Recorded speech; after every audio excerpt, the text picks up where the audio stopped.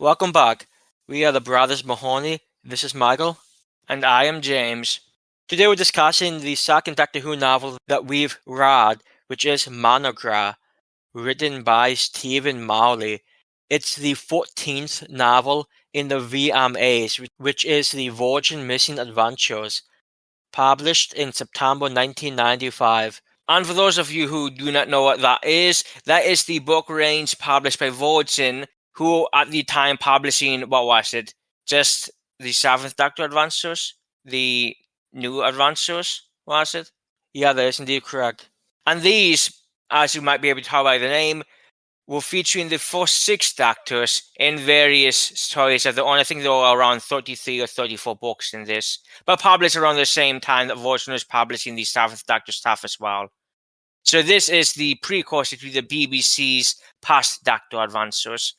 Yeah, and this book is also, from my understanding, one of the longer books, if not one of the longest in this run of books. It's about 329 pages, which, on a side note, you should be seeing the exact copy that we own now, just for some of the personal touch we like to provide.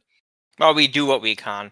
This novel features the 4th Doctor, played, of course, by Tom Baker, though it's a novel, so he doesn't matter at all, and Sarah Jane. And I believe this takes place in between some episodes in just the second Tom Baker season, but we'll get to that near the end of this today. Yeah, and naturally, before we talk about this, James, did you want to read the plot of this one? I think it even has like a spicy quote to start us off. It does indeed. And before I give this quote and this plot, I'll just mention we will be trying to keep this much less time than our rambling discussion of Baxter's The Wheel and Ice, was it? Yeah, and it's worth mentioning, which we mentioned before, but I'll just quickly relay. This is the second book that we've discussed, Doctor Who book that we've discussed. The first one, we're still trying to get, I guess, the lay of the land. It's still like a work in progress as how best to discuss these books. So yeah, there should be a bit more streamlined than whatever The Wheel of Ice was. But that should be just as fun, well, if not more fun, because it's more palatable. Should be a good time. And funny enough, this book is not more palatable than The Wheel of Ice, I don't think. But it starts off with a quote by the 4th Doctor that he says pretty early on in the novel. It gives you a nice little taste of what to expect. Europa is infested by ghosts, vampires, werewolves, ghouls, and other grotesques spawned from old European folklore. I think we're in a spot of bother, Sarah Jane. Europa, designed by lunatics 1,000 years in the future, is a resurrected Europe that lives in an imaginary past.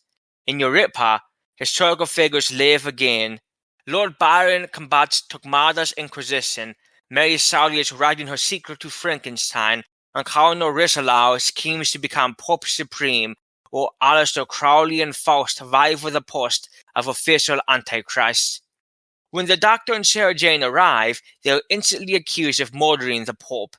Aided only by a young vampire hunter and a revenant Byron, they must confront the sinister theatre of transmogrification in the quest to prove their innocence. And fun fact, Stephen Marley is apparently, according to the back of this book, a well-established writer of dark fantasy, and you can certainly tell that if you're reading this book. Yeah, not only that, he actually doesn't have much in the way of Doctor Who material. In fact, I believe this is his only Doctor Who work. He does have some stories, I think, in the 5th Decalogue, which is a sort of a anthology published by Virgin, if I recall. There were I think 5 total, and he has a couple of stories in the 5th. But the last 2 Decalogues don't really have much in the way of, I don't know, anything Doctor Who-ish. I actually don't know. Do they have Doctor Who, extended stuff? Or is it... It involves, from what my understanding of the last 2 Decalogues, involves characters in the Doctor Who universe, so they're canon enough, but there's just no Doctor that appears in the last 2 books, because they didn't have the rights to the Doctor. I believe Decalogue, yeah, that would have been Virgin. It basically would have been kind of short trips before BBC's short trips, which was before Big Finish's short trips. It's so fun to follow this stuff along. Yeah, so Stephen Marley doesn't have a bunch of Doctor Who material, but you can certainly tell that he is a writer that has, even with this book, you can sort of tell he has his own style that he's going for. he's apparently written some other historical books, which makes a lot of sense because this book is it's quite the thing. Its plot is somewhat difficult to describe. As James said, it takes place in the future on Earth after, I guess, most of humanity has left Earth or colonized in space. So what we have here is a bunch of, it's like a sort of like a fake Europe. It's Europa, and there's a fake Vatican City and a bunch of fake black forests. I think it's built on the actual ground of Europe, if I recall. Well, I think it's quite interesting. I believe it mentioned this takes place, the year that we tracked down was 3278, so the 33rd century. Now, one day, and it's not today, and it's probably not within this decade, I want to try to work on a project compiling all of Doctor Who media in chronological order as experienced by the universe in comparison to experienced by a character in the universe. So that would be extremely interesting. For example, fun fact, I believe maybe we even mentioned this, the second Doctor story, The Anime of the World, I think took place 2013. So, if you didn't know Australia or whatever had a dictator in 2013 in the Doctor Who universe, I don't know why Dana didn't mention it. Well, there's no way Dana would have known. Well, yeah, Dana probably would have missed that news. But so, fun fact, apparently that's true. Dalek took place, what was it, 2012? So in 2012, the internet was owned by whatever his name was. But point is, because just the way Doctor Who works, this type of cohesion you expect doesn't exist, especially in stories in the past that are supposed to take place in the near future, like the 10th Planet was 1983. I don't remember anybody during the 5th Doctor's era, maybe, I don't remember Tegan saying, hey, a planet almost crashed into our world. It's things like this that really fascinate me. And of course, when you get extremely far out, that's when it is also really strange. So the 33rd century apparently had this Europa thing going on. I believe the Doctor says that people from the overcities, so this might be related to when the Earth was covered in a lot of smog, and that's when they had the Earth Empire that the mutants were showing the end of. But it might be a completely different era altogether. So these people had the technology, and it actually comes up in the book later on, they had the technology to create, as Michael was saying, multiple black forests, multiple versions of France. Like, I believe they had the 1700s. Different. I think they had multiple Londons. They had Victorian London. They had Edwardian London.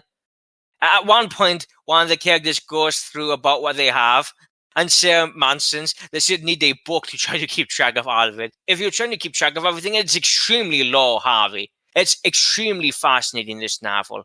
And it's going to be hard to, I'm sure other books would be more esoteric, but in terms of quote-unquote what you could call lore dumping, I think it'll be kind of hard to beat this one. Yeah, there's a lot going on. This is a lot going on. Let's just keep it at that. What I think is interesting is that this uses a bunch of historical characters, and I don't want to go into exactly. They're not quite what they seem, but they're still historical characters.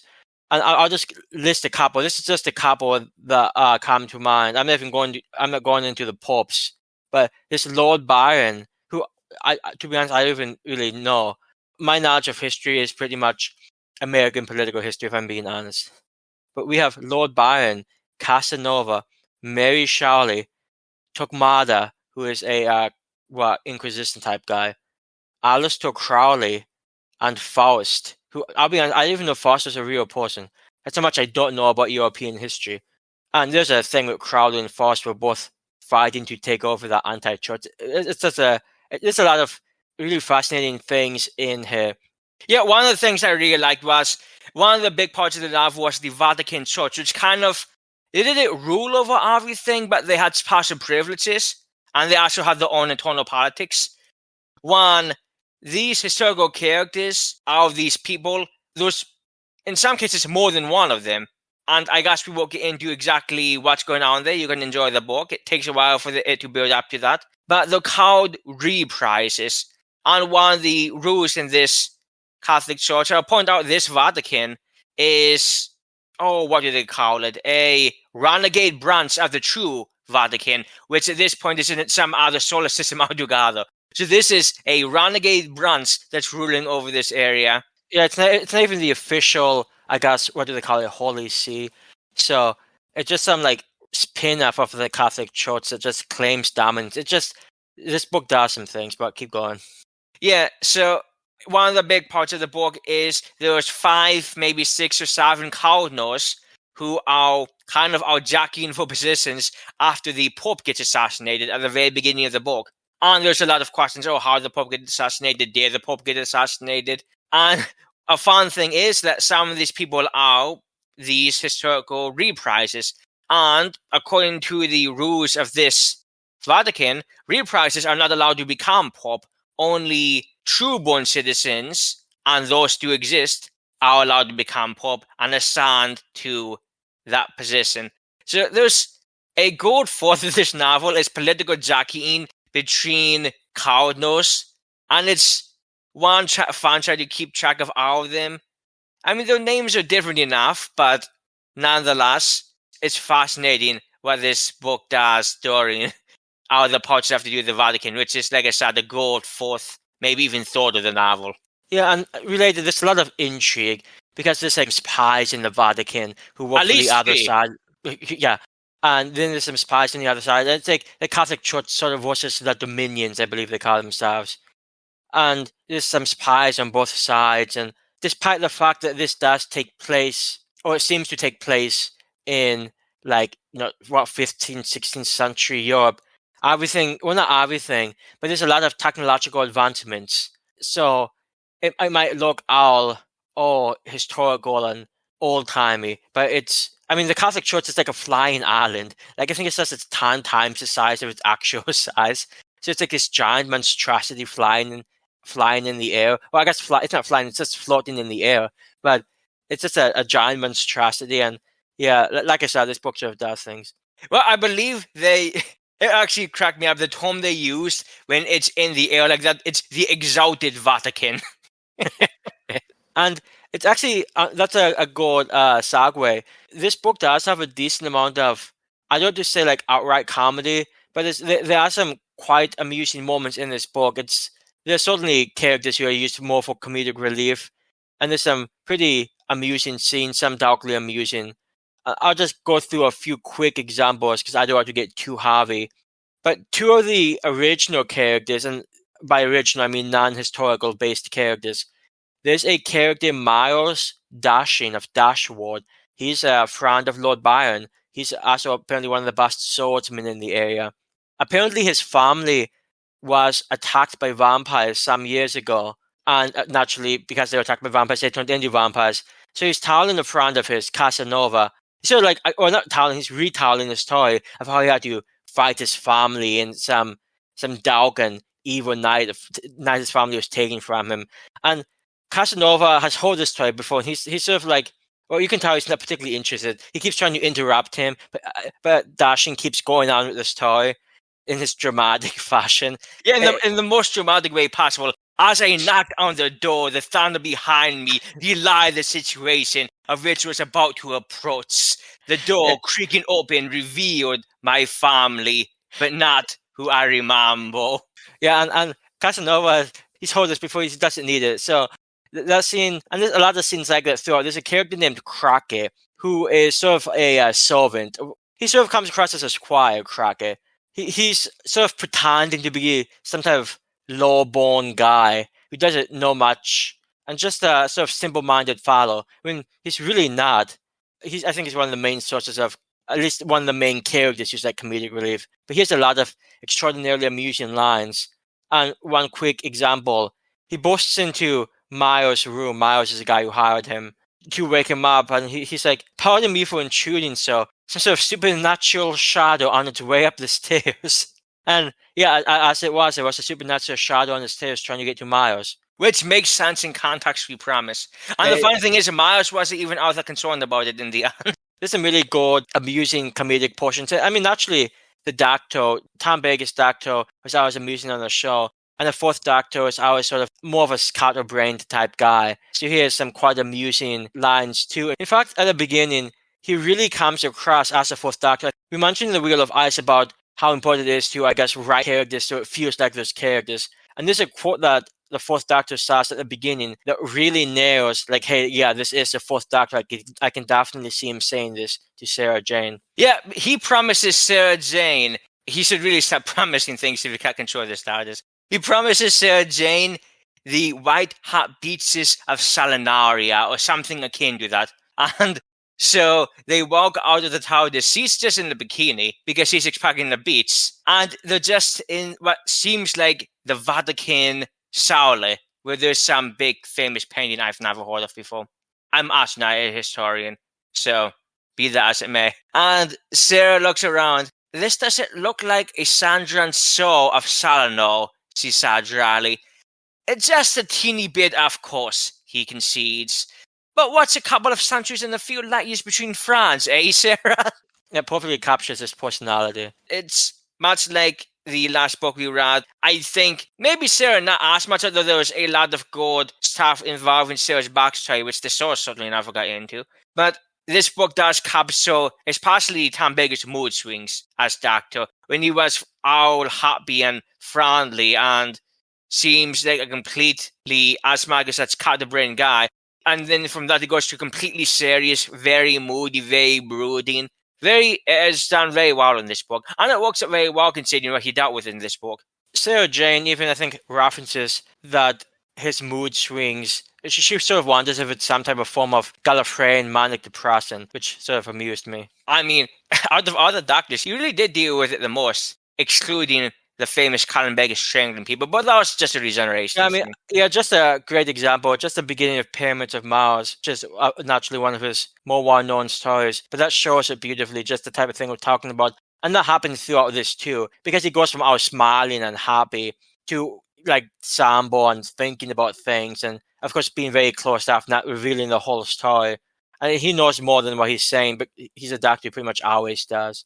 Yeah, so the story for this is fascinating. I don't really want to review it too much. It's just fun to experience. I want to give just 2 quotes from the very beginning of the book, which is a small little prelude, no Doctor involvement, that takes place in the 17th century, or maybe the 16th century. So that none of that matters, but this is the good writing you'll be in for. And I don't mean this sarcastically, I think this is pretty fun stuff. The squat wooden tower of the globe was a column of fire disgorging a terrified multitude. That's fun writing. And on this same page, he stepped to one side as a merchant rushed past, wreathed in flames, and dived into the Thames, disappearing in its plush and wisp of steam. Others, though garb a fiery flamboyance, soon dived in his wake. So like I said, this is on the very first page of the novel proper. And once I read those 2 sentences, I'm like, oh, I'm in for a good time. Because I just enjoy that type of, it's not quite proper prose, but it's that type of writing that does annoy some people, but I quite like it. And really the whole aesthetic of the book, a kind of dark gothic Europa, it was completely my aesthetic as well. Yeah, it has sort of a horror vibe at times. Like there's some political intrigue with the whole Vatican stuff going on and spies and such, but there's also sort of a horror theme. Like Miles Dashing, we mentioned, has a history of dealing with vampires. In fact, he's a vampire slayer. He just takes the sides because he's going by Transylvania. He just has to go in and kill a vampire. It's what he does. He's mainly because he's trying to find out the mystery of what his father's last dying words meant. So he's going after a specific branch of vampires. And there's a scene where he's just going through a graveyard. There's like artificial night. Oh, I think it's artificial. Well, it's our nighttime, but it's actually daytime. But it's like a place only for vampires. Again, there's a lot going on here that's really low-halfy, so it's sort of hard to get into.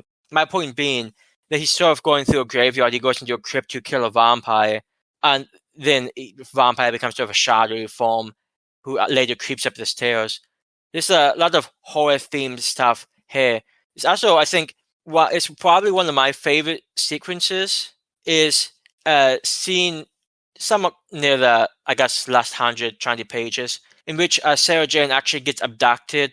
She's traveling with the Doctor and with Byron, but they stop at the Black Forest, and she sort of wanders off and gets abducted in a very sort of creepy, dreamlike sequence. Like a voice is talking to her, like, "Oh, I'm the spirit of the forest," and it's like, "No, I'm your father." And Sarah Jane sort of like taken under a trance, and then he says, "Oh, I'm the jolly coachman." It's like, "Oh, can I travel with you, son?" by all means, we can travel many places. And it has such a creepy vibe to it, a creepy, dreamy vibe to it, which I really appreciated. And also in keeping with its very sort of fantasy feel. Yeah, I don't know. The book just has so much going on. I don't, of course, want to spoil the antagonist or one of the main antagonists, but it's something the Doctor kind of figures out soon enough. But is he's haunted by the memory of what he went through or what he experienced, so he doesn't tell anybody until, as Michael said, around halfway through the novel. And it's just fascinating because you read the very beginning and then you read the next part and you wonder how the hell they connect to anything. And eventually, of course, they tie back in, but it takes a good portion of the novel before you realize, oh, that's what all of that was. Because at the setup, like I said, it takes place in the 17th century, 16th century. This guy seemingly gets possessed by something, and then we don't hear about it again because now we're in the year 3200. But it comes back around and it works out well. I thought there were a lot of nice little pieces that they feed you that come back and you play later. And I think it's just really well written in that aspect. Yeah, I have a feeling that this book, if you've not read much in the way of science fiction or even like historical fantasy, this book I can imagine might frustrate some people. It does take a bit for like things to connect. Like James mentioned reprises, and we don't even know what that, like we hear the word like on page 80 and we don't know what that means like page 100. I mean, you can sort of guess by context clues. It's not like you can't figure it out, but it's things like that. There's some like mysteries here and some red herrings and just a bunch of fascinating stuff going on here. And I think it's written pretty well too. It's certainly, I would say, it's a longer book. It's about 340 something pages, but I'd say it's certainly engaging. Yeah, and it's also very different. Like we've said, the last book we discussed and the only other Doctor Who book we've discussed was The Wheel of Ice by Stephen Baxter. And what that is more akin to, it might not be quite hard science fiction, but the guy was a physicist. Oh, was a physicist or was it? No, engineer. He was an engineer. So he knows his science. And this person's more of a historian, so he knows his historical figures, but there's also a ton of science fiction in here as well. When the Doctor's just explaining something that's going on, he's just using all of these techno-babble terms. And the other people, they may seem like they're 18th century people, but they use the same terms back because, though, again, this is the 33rd century. It's not like they're actually these historical people. They use what would be modern day terms and technology. So it's just a whole bunch of stuff mashed together in a very kind of jarring way, but it's supposed to be jarring. And that's one of the main points that the Doctor notes is that the technology you guys have is way, way outside of what you should have. This would be 10 black forests. At one point, they get to a body of water, and it turns out the body of water, when you get inside the water, 10 times bigger than it seems on the outside, which sounds kind of TARDIS-like. And that's when the Doctor starts getting really alarmed, because there's no way humanity should have that type of technology, and yet they do. And that's one of the things he's trying to figure out. And that's one of the clues he has as to what he's dealing with. Yeah, and in fact, he even posits that perhaps someone like the Master or the Monk, both name dropped here, Monk being the modeling monk from... The Time Adler. Yeah, the Time Adler. I had it in the last... Yeah, so he posits even one of them theoretically could be behind this thing. Because the technology, like James said, it just should it be. And it certainly should it be here. So, it's fascinating. It's like a mixture of like Bavarian fairy tales and high frame like technology stuff. It's just, when I say all over the place, it's sort of all over the place. But I think it does it in a pretty, well, like I said, a pretty engaging way, which it might take a bit to get used to. But like I said, it's still, I would argue, it's still a decently, well, actually quite an enjoyable read. Yeah, this is one of those books where I feel like I could talk about for 2 hours and still not scratch the surface with what's going on in the world building. And I also feel like I'd probably need to read the book 3 or 4 times to be able to map into my head all of the stuff that gets mentioned, because there is so much in this book. This book really makes good use of the page count. Yeah, and one thing I thought was sort of, I mean, it's a small thing, but I found it sort of amusing. The Doctor's talking about, and some of this book deals with Elizabeth Bathory, who, of course, is well-known. I'm not even going to try to pronounce her actual name, but she's a famous individual who bathed in the blood of young virgin women to theoretically keep her eternal beauty. And I've mentioned before that I sort of come from a horror movie background. So when the doctor's speaking about this, Sarah Jane mentions the movie Countess Dracula, which is a 1971 Hammer movie. And Hammer is like a famous British movie studio who did a bunch of well-known horror movies between the late 50s and mid-70s. So Sarah Jane mentions Countess Dracula, and the doctor says that the movie, while it's not without its merits, doesn't scratch the surface, which it sort of amuses me that apparently at some time during his travels, the doctor took time to watch a Hammer horror movie, so my appreciation for him goes up even more. Yeah, do you think that was the first Doctor? Do you think it was the second Doctor? It certainly doesn't seem like the third Doctor. Yeah, I can't say I see actually any of the first three being the type. It's just such a random thing. And actually, on the side note, I haven't seen the movie myself, but I've heard of it. So I just thought it was sort of a fun reference. I sort of like referencing a real Hammer movie from, well, I guess from the time this book was published, 23 years previous. So it's just a fun little reference. And also, actually, speaking about Sarah, she sort of goes through the ringer in this one. Like James mentioned early on, she was expecting to be on the beach. So when they land, it happens to be like what they think at first is like the actual Vatican. And Sarah's just wearing a bikini, which is really the most modest thing to be wearing in the Vatican, which of course the doctor doesn't really notice. Sarah Jane makes reference of it. The doctor's like, well, Eve will last in that, so you should be fine. Because the doctor has, well, no type of awareness like that. It actually sort of reminded me of the whole David Tennant telling Martha, oh, you'll be fine, in response to potentially being carted off to slavery. So that's a good time. But the 10th Doctor did not pay attention sometimes, especially to Martha. So Sarah's, for the first couple of chapters of this book, she's just wearing a bikini running around this facsimile of the Vatican. They run into Byron. The doctor knows Byron. This Byron doesn't know the doctor, so there's some confusion there. But also at seeing Sarah, and this sort of shows the book sort of veers more like, I guess, adult material, but it just calls her an honest slut. As you can imagine, Sarah Jane does not care much for that description of her. And she sort of deals with the sort of her sexist thing because, like I said, it's sort of based around 15th, 16th century Europe. So there's some sexism thrown her way. And she has to deal with that throughout the book. And this even before she's abducted and made into like a puppet and in creepy plays. It's just interesting. I mean, theater of transmogrification, be there, guys. Yeah, and obviously there's so much in this book that we don't want to go through it all for both time reasons and because it's a book really sort of experience. Yeah, and apparently it's a book that's, I mean, like, I don't really know much about how these books are received. There's a couple of books I know that weren't received that well. Like, there's some writers who I know people don't care for either by writing style or by other things. And I've not really heard much about this book. I know that some people rather enjoyed it. Apparently some people didn't enjoy it. I'd be sort of interested to see why some people didn't enjoy it.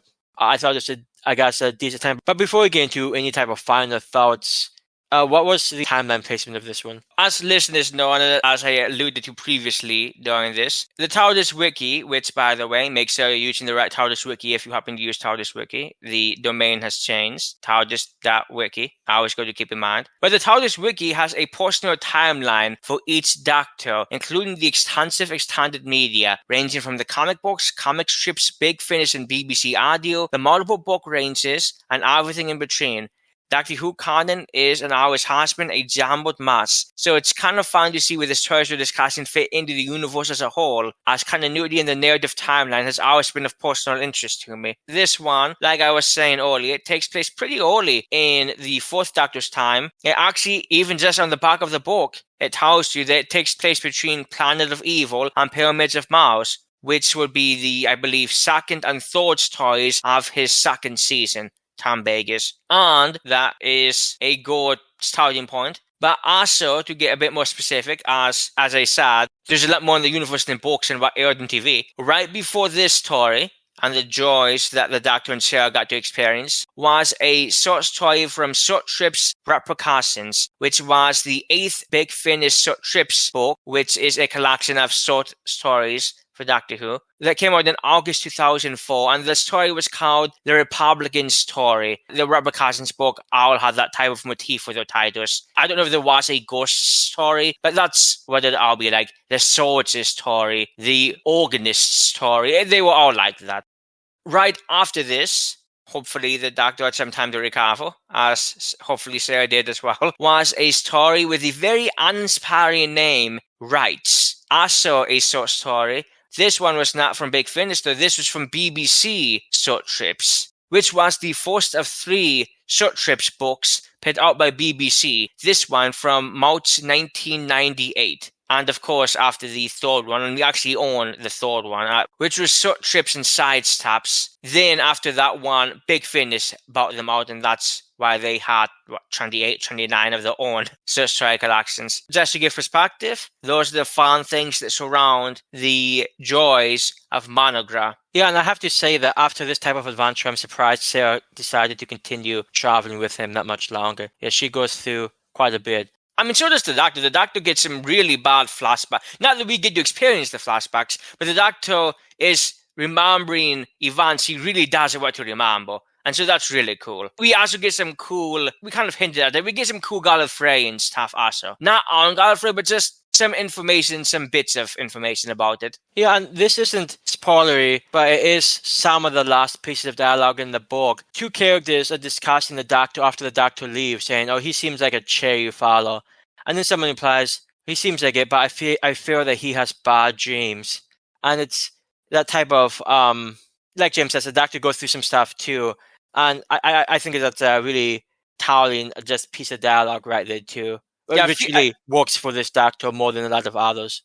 And it really works as a way to end the novel as well. Overall, though, I didn't really have many expectations coming into this. I didn't know much about it. It is nice, like James said, it feels a lot different than the Wheel of Ice, where that one was a lot more technical. Well, this one had a lot of technology, but that one is more grounded in like physics and science, whereas this one felt more historical and throwing in some modern day stuff. But this has a really interesting vibe to it. Like I mentioned, there's some political intrigue going on at the Vatican. There's some spy stuff going on. There's some vampires, some fairy tale-esque stuff. It's just a lot packed into these pages.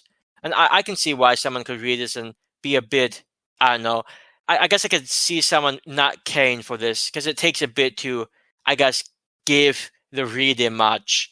But like I said earlier, I think it's pretty engaging throughout. It's a book that sort of keeps you wondering what's going to happen next, and there's some like unanswered questions that you hope get answered later on. I do think the ending probably could have maybe been a bit better, but it's also somewhat of a, I don't want to say conceptual ending, but there are some portions of the ending that are sort of how to envision in my mind, and I could even begin to imagine what they would look like if they tried to move that to some type of movie or television.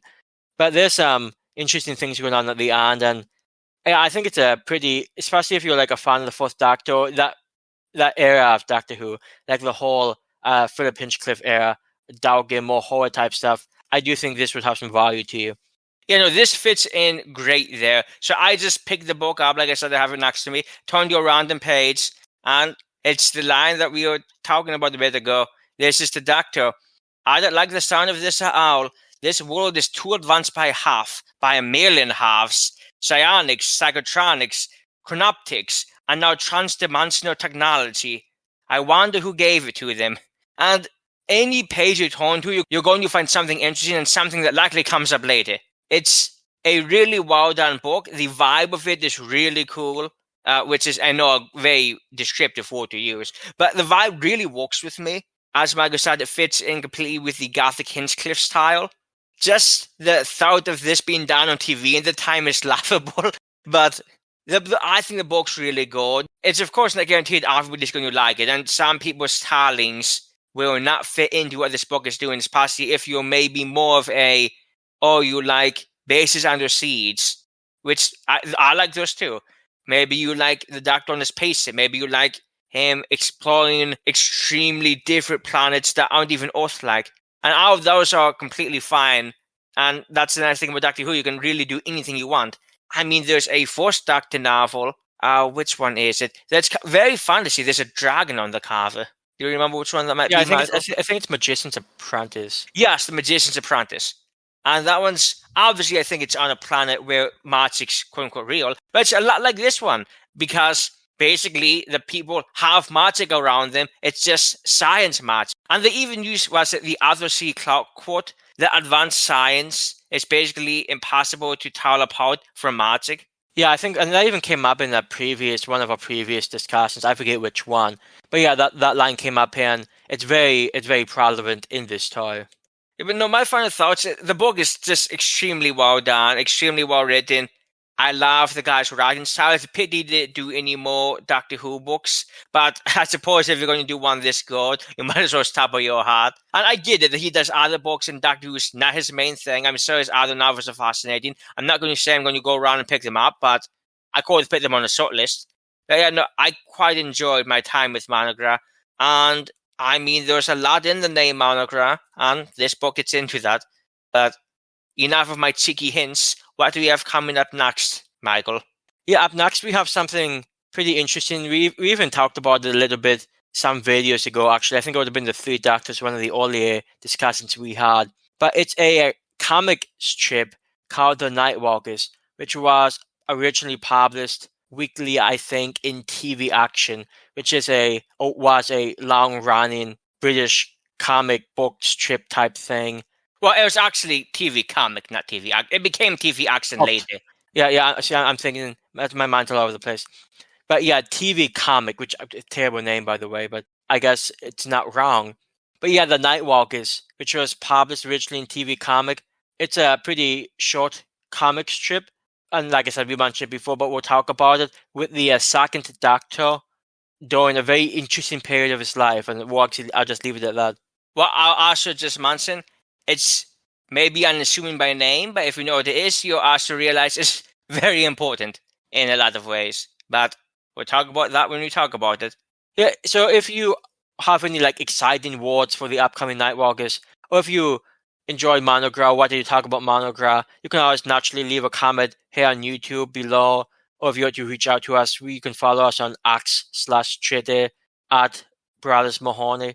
But yeah, I think that pretty much covered everything. So until next time, this has been the Brothers Mahoney. I'm Michael. And I'm James. Thanks for listening, and hope everyone here has a nice day.